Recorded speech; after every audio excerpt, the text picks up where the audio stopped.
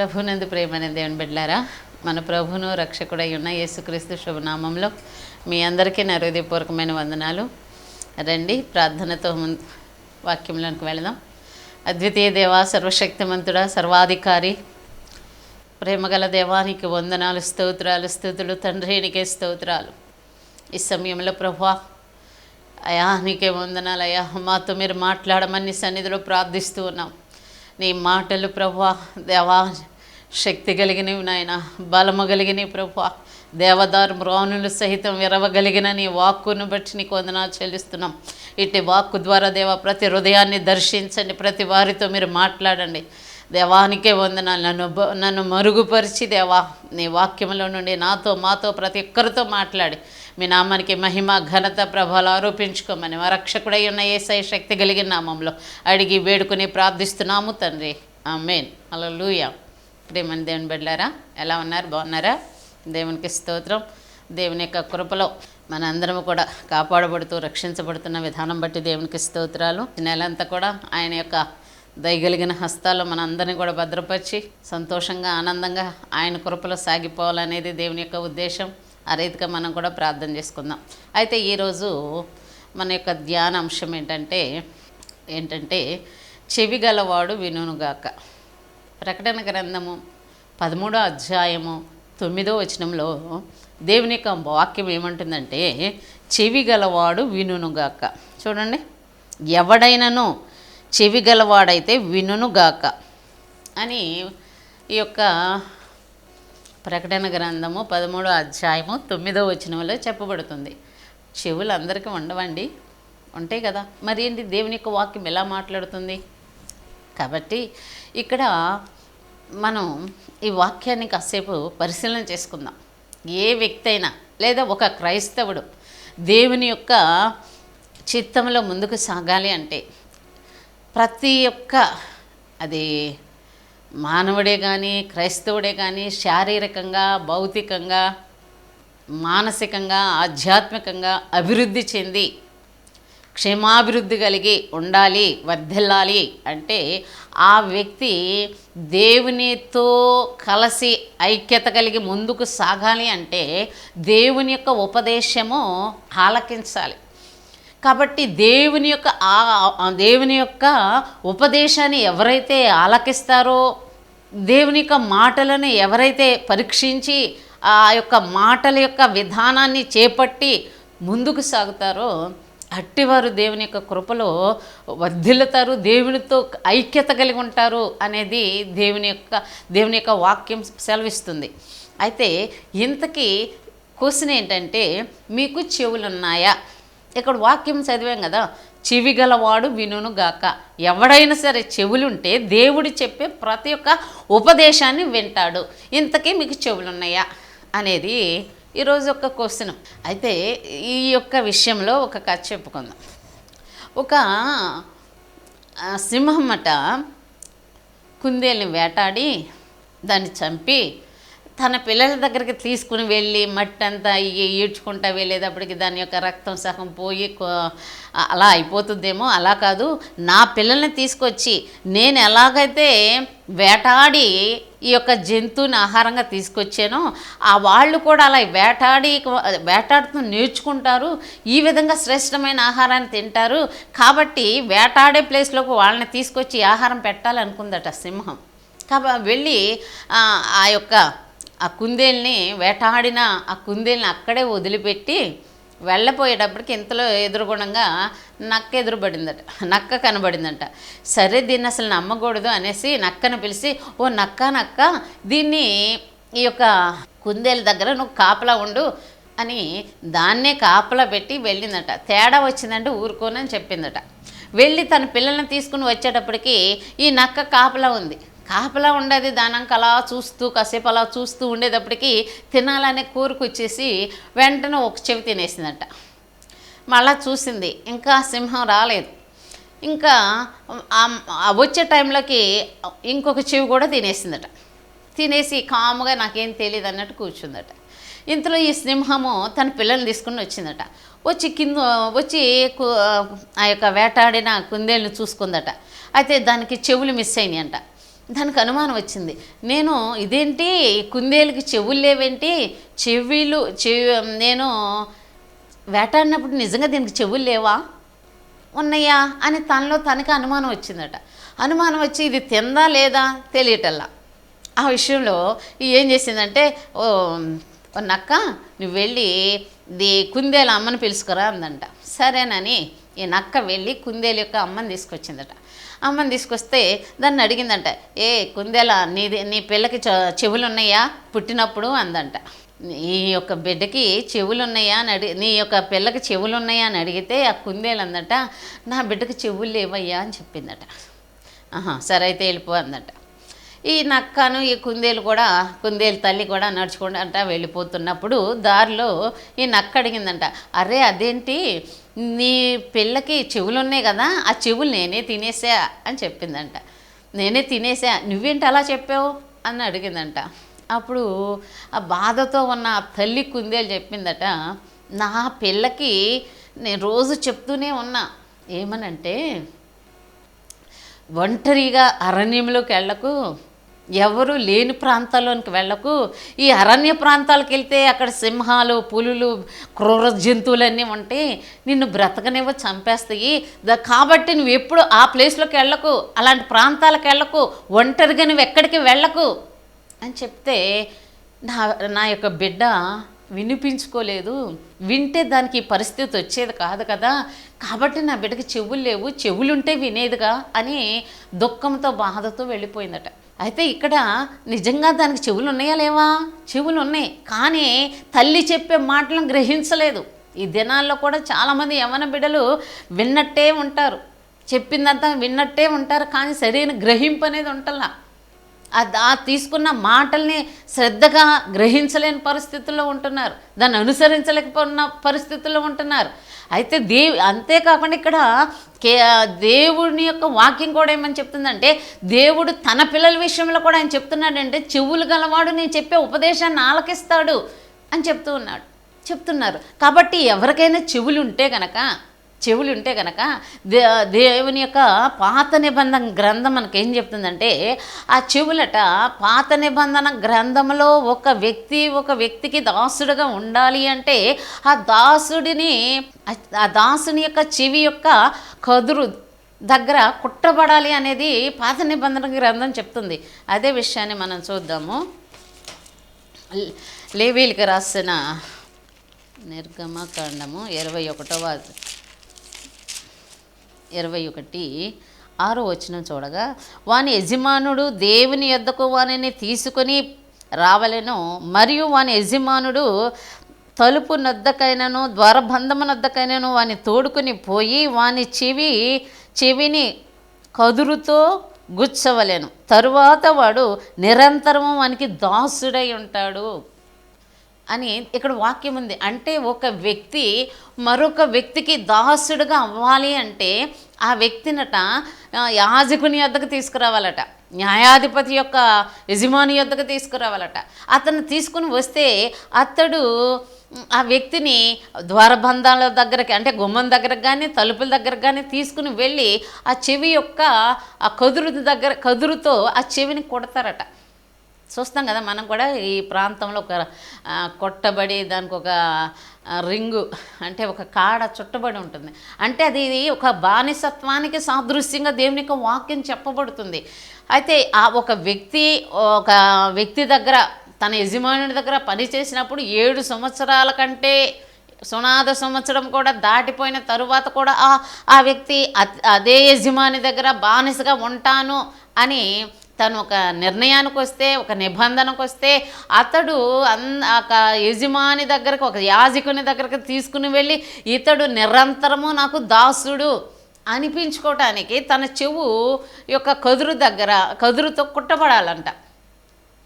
అప్పుడు ఈ వ్యక్తి అతనికి దాసుడు అనేది తెలుస్తుంది. అతను ఒక ఒంటరిగా ఉన్నా, ఎక్కడైనా పనిచేస్తున్నా, నలుగురు మధ్యలో ఉన్నా, మరొకరు ఈ వ్యక్తి నాకు కావాలి, ఈ వ్యక్తిని నేను కొనుక్కుంటాను. ఇదివరకు మనుషుల్ని పశువులకు కొనుక్కునేవాళ్ళు కదా, నేను కొనుక్కుంటాను, ద్రవ్యం ఇస్తాను నా ఇంట్లో పని చేయటానికి, నా ఇంట్లో దాసుడుగా ఉండటానికి అని మరొక వ్యక్తి ఆ వ్యక్తిని చూసి ఆశపడకుండా ఆలోచన కలిగి ఉండకుండా ఏ బాబు నా ఇంట్లో పని చేస్తాకు వస్తావా అని, లేకపోతే పని చేస్తాకు వస్తావమ్మా అని అడిగే అవకాశం లేకుండా అతని యొక్క చెవికి ఈ యొక్క కాడ కొట్టబడినప్పుడు ఆల్రెడీ ఆ వ్యక్తిని చూసినప్పుడు ఏమనుకుంటారు, ఆల్రెడీ ఇతను ఒక వ్యక్తికి దాసుడై ఉన్నాడు కాబట్టి అతని జోలికి మనం వెళ్ళకూడదు, మరొక వ్యక్తిని మనం తీసుకోవాలన్న ఒక ఆలోచన సమాజంలో ప్రజలకు కలుగుద్ది.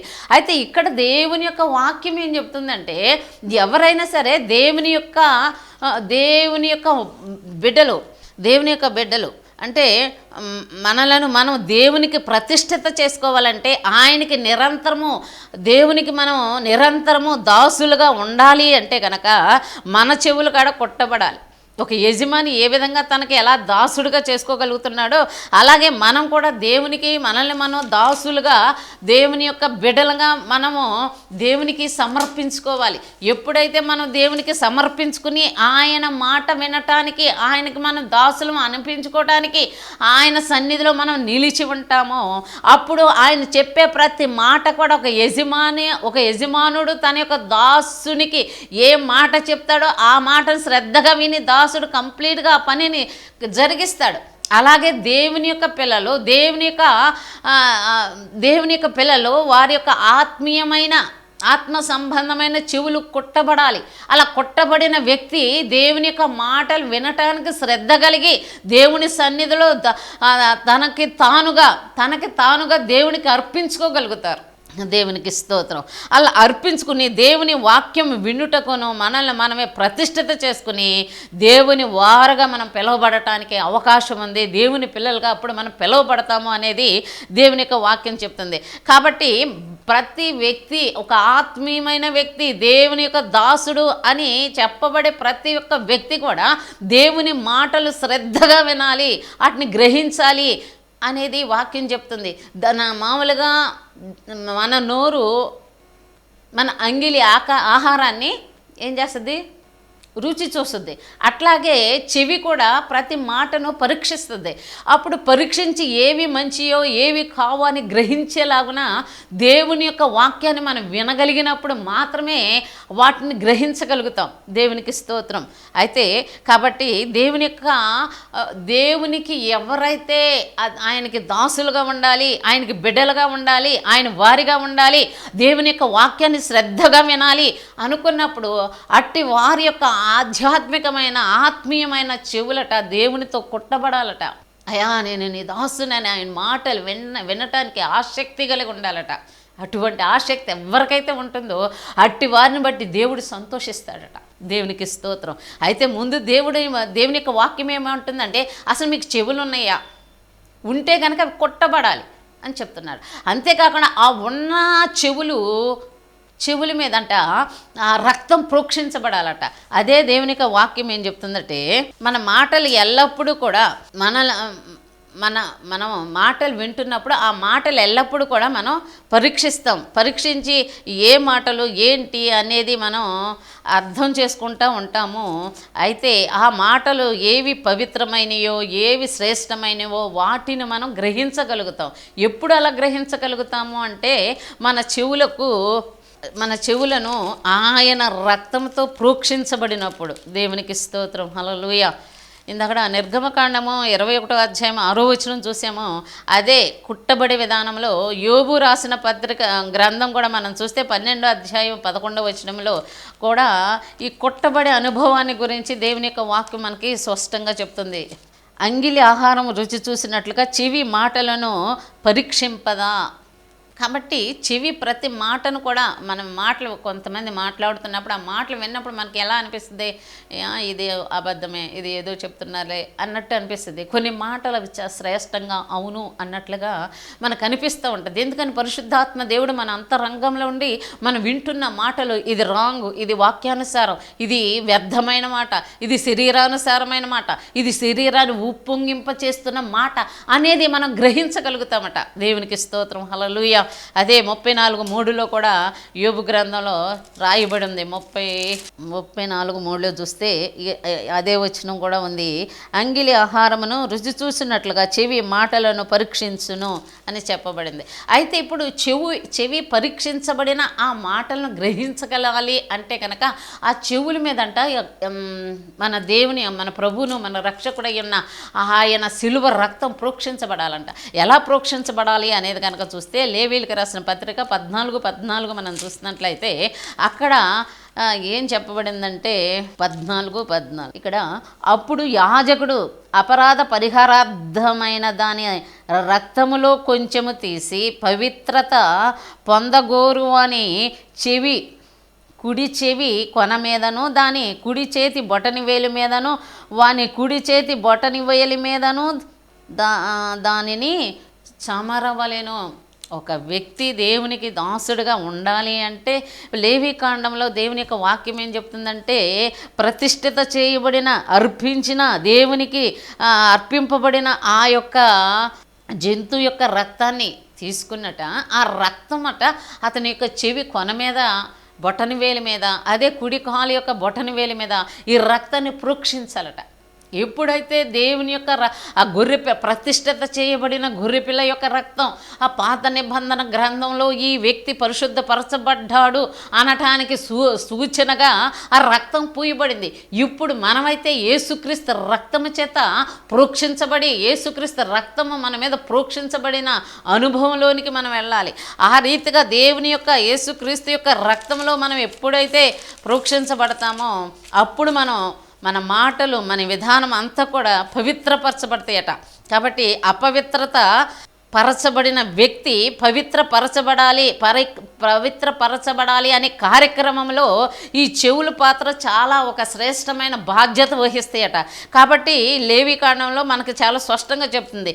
మొదటిగా పవిత్రత పొందబోవు వానిని కుడి చెవి కొన మీద పరిహారార్థ బలి అయిన గొర్రెపిల్ల వధింపబడిన దాని యొక్క రక్తాన్ని ప్రోక్షించాలి అనేది వాక్యం చెప్తూ ఉంది. కాబట్టి అలా ఎప్పుడైతే ఆయన ఆ యొక్క రక్తాన్ని ప్రోక్షించబడతాయో అప్పుడు వారి చెవులు పవిత్రపరచబడతాయట. దేవునికి స్తోత్రం. కాబట్టి ఒక వ్యక్తి పవిత్రపరచబడాలి అంటే అతని చెవులు రక్తము చేత, నూనె చేత ఎప్పుడైతే ప్రోక్షించబడతాయో అప్పుడు ఆ వ్యక్తి పవిత్రుడవుతాడు అనేది దేవుని యొక్క వాక్యం సెలవిస్తుంది. అలాగే మనము మన ఆత్మీయమైన అపవిత్రత నుండి విడుదల పొందాలి అంటే పవిత్రపరచబడిన మన చెవులు క్రీస్తు రక్తము చేత ప్రోక్షించబడాలి. పరిశుద్ధాత్మ చేత అభిషేకించబడినప్పుడు మనం పవిత్రపరచబడతాం.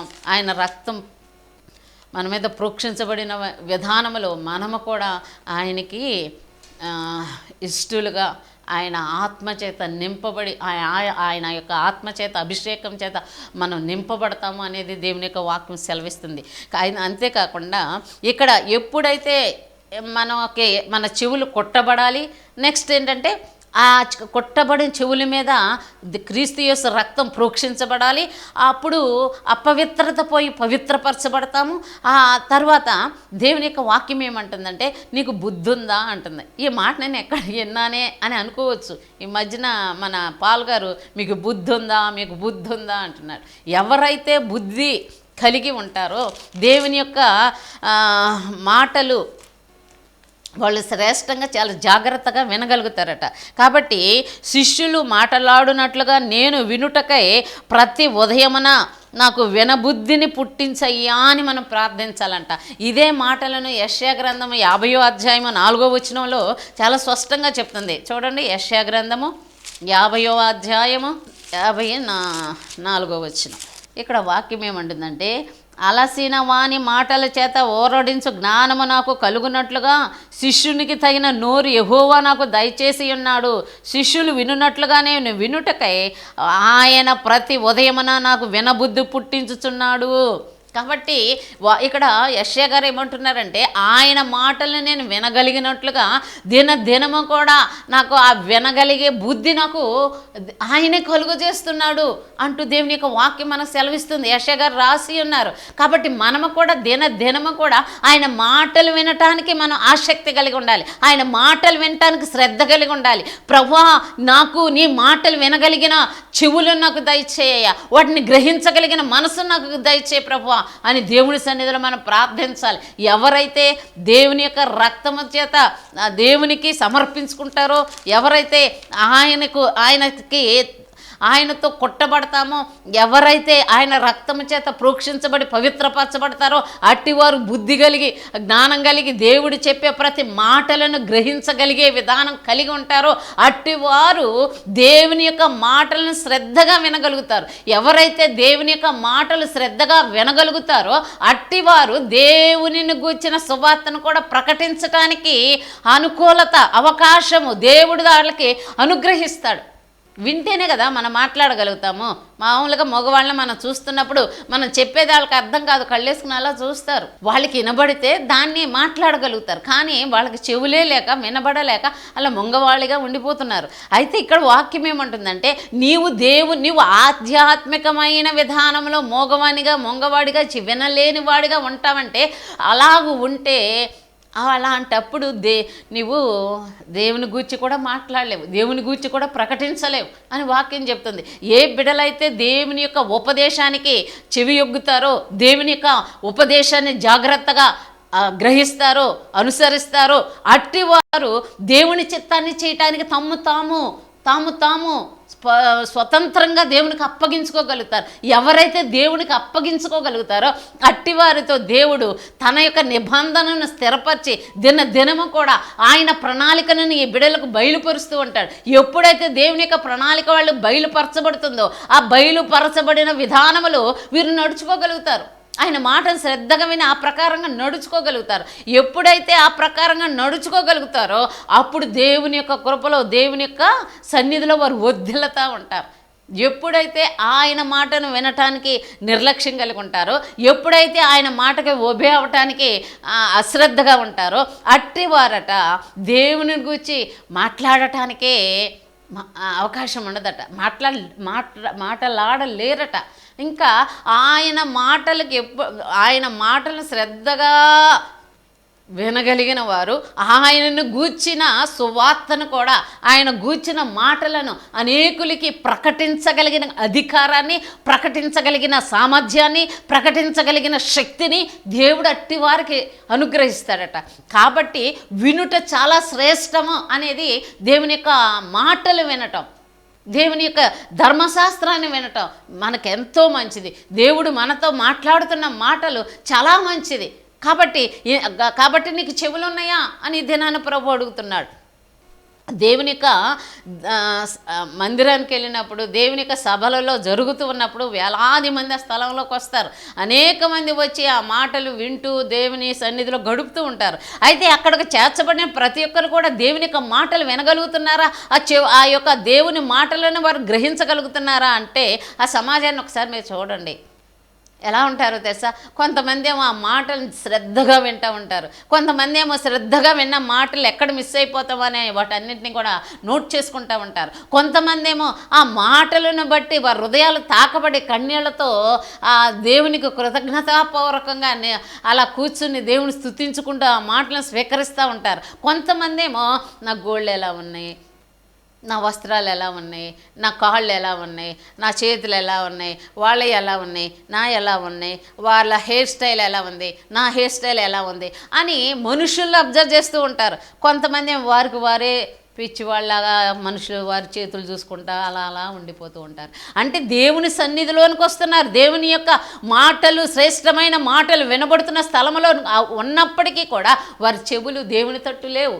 దేవుని మాటలు వినగలిగిన చెవులు వాళ్ళకి ఏమాత్రం కూడా లేవు. కాబట్టి మొదటిగా మన బిడ్డలో, మన కుటుంబాలు, మన యొక్క ఆత్మీయులు, మన సంఘస్థులు, మన అనేకమైన బిడ్డలందరూ కూడా మొదటిగా దేవుని యొక్క మాటలను వినగలిగిన చెవులు కలిగి ఉండాలి అనేది వాక్యం చెప్తూ ఉంది కదా. మనకి ఇంగ్లీష్ నేర్పించాలి అంటే మొదటిగా మనకి ఏం చెప్తారు అంటే లెర్నింగ్ ఇంగ్లీష్ అని మనకి నేర్పిస్తూ ఉంటారు. ముందు ఆ ఇంగ్లీష్ నేర్చుకోవాలి అంటే దానికి లిజనింగ్ స్కిల్స్ అని ఉంటాయి. ఆ స్కిల్స్ ముందు నేర్పిస్తారు.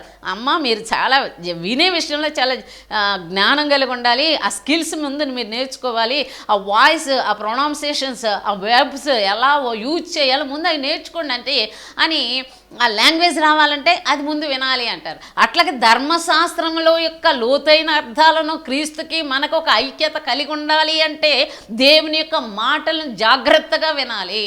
వాటిని మన చెవుకి వినబడుతున్న ప్రతి మాటలను పరీక్షించి శ్రేష్టమైన దేవుని యొక్క చిత్తానుసారమైన మాటలు మనం గ్రహించాలి. గ్రహించిన మాటలను మన హృదయంలో పెట్టుకొని మనం అనుసరించాలి. అలాగూ ఆ మాటలను అనుసరించి నడుస్తూ ఉన్నప్పుడు దేవుని యొక్క చిత్తం చేయగలుగుతాం, దేవుని యొక్క కార్యాలు మనం చూడగలుగుతాం, ఆధ్యాత్మికంగా, శారీరకంగా, మానసికంగా మనం అభివృద్ధి చెందుతాం అనేది దేవుని యొక్క వాక్యం మనతో చాలా స్పష్టంగా జనాన్ని మనతో మాట్లాడుతుంది.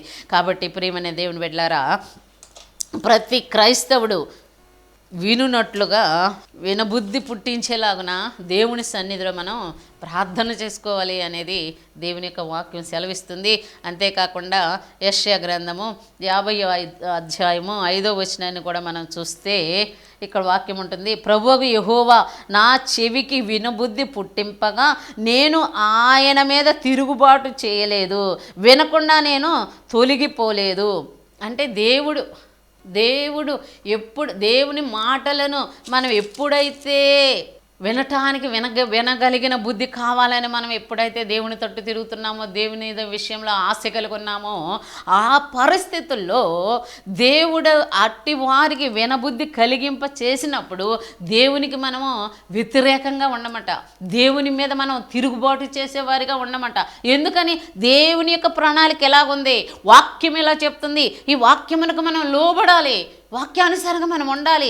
ఇలా ఉంటే అది దైవ చిత్తం కాదు అని వెంటనే ప్రతి బిడ్డ కూడా మనల్ని మనం వారు సరి చేసుకుని తొందరపడి దేవునికి వ్యతిరేకంగా ప్రవర్తించడమే కానీ, దేవుని మీద తిరుగుబాటు చేసే స్వభావమే కానీ ఉండకుండా ఉంటుంది అనేది దేవుని యొక్క వాక్యం చెప్తుంది. కాబట్టి ప్రేమని దేవుని బిడ్డలారా, మనము దేవుని మాటలకు ఎదురు తిరగకుండా ఆయన మాటలు వింటే కనుక మనం మేలు పొందుకుంటాము అనేది వాక్యం సెలవిస్తుంది. అంతేకాకుండా ఉపదేశాన్ని పొందేవాడట, చెవి ఎగ్గువాడట మేలు పొందుకుంటాడు అనేది సామెతల గ్రంథం 16వ అధ్యాయము 20వ వచనం కూడా చెప్పబడుతుంది.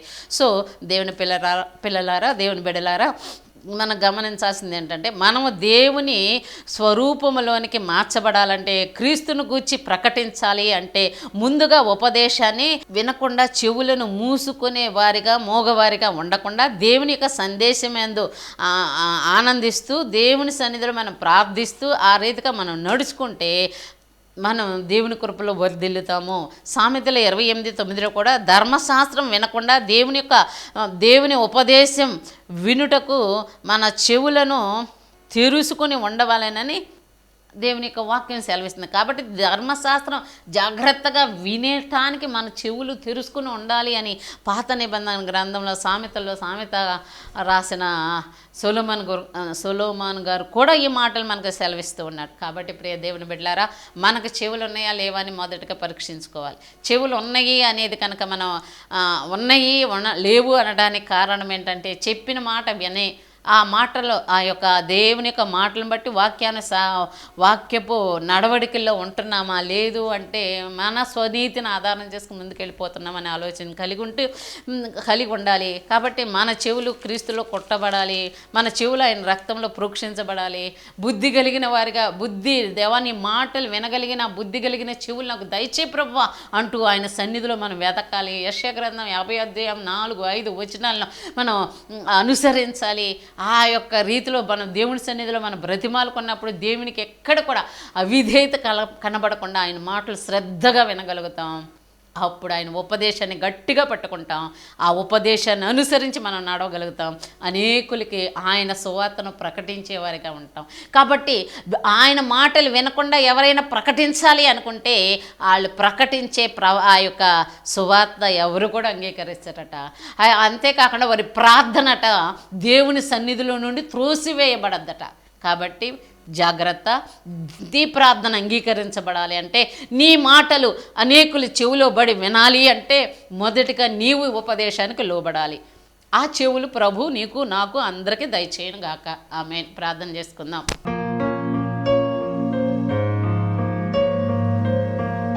కృపా కనికరములు గల ప్రభువా, సర్వశక్తిమంతుడా, నీకు వందనాలు. ఈ సమయంలో మీరు మాట్లాడిన ప్రతి ఒక్క మాటను బట్టి నీకు వందనాలు. ఈ మాటలు మా హృదయాల్లో అయా నాయనా నీకు వందనాలు వందనాలు వందనాలు కలిగి దేవా, మేము ఆత్మీయమైన చెవులు గలవారమై, ఆత్మీయమైన నేత్రాలు గలవారమై, ఆత్మీయంగా నాయన నీ వాక్యాన్ని నాయన నీ ఉపదేశాన్ని గ్రహించగలిగినట్లుగా నా ప్రభువా మీరు మాకు దయచేసి మీ నామానికి మహిమ ఘనత ప్రభావాలు ఆరోపింపజేసుకోమని అయా నీ సన్నిధిలో ప్రార్థిస్తున్నాం తండ్రి. నీకే వందనాలు దేవానికి వందనాలు. ఇది మొదలుకొని ఈ మాటలు వింటున్నాను ప్రతి ఒక్క బిడ్డలు కూడా ప్రభువా నీ యొక్క వాక్యానికి అయా నీ యొక్క ఉపదేశానికి నీ త్రోసివేసేవారిగా ఉండకుండా, అయా మీ మీద తిరుగుబాటు చేసేవారిగా ఉండకుండా దేవా నీ మాటకు విధేయత కలిగి ఉన్నప్పుడే ప్రభువా అయా మేము శత్రువుల బారిన పడకుండా, అయా మా ప్రాణాలు మేము నశించిపోకుండా నా ప్రభువా నీ ఉపదేశంలో మేము క్రమముగా మర్యాదగా నాయన సాగుతూ వర్ధిల్లే భాగ్యాన్ని మీరు ప్రతి ఒక్కరికి మా అందరికీ కూడా దయచేసి మీ నామానికి మహిమ తెచ్చుకోమని మా ప్రభువును రక్షకుడైన యేసయ్య శక్తి కలిగిన నామంలో మిక్కిలి వినంగా బ్రతిమలు వేడుకొని ప్రార్థిస్తున్నాము తండ్రి. ఆమేన్. హల్లెలూయా. Mister Nirmala Abel, door number 17/304-5-5 Chowdaripeta, Gudivada. మీ ప్రార్థనా అవసరాలకు సంప్రదించవలసిన మా ఫోన్ నెంబర్ 8074167461.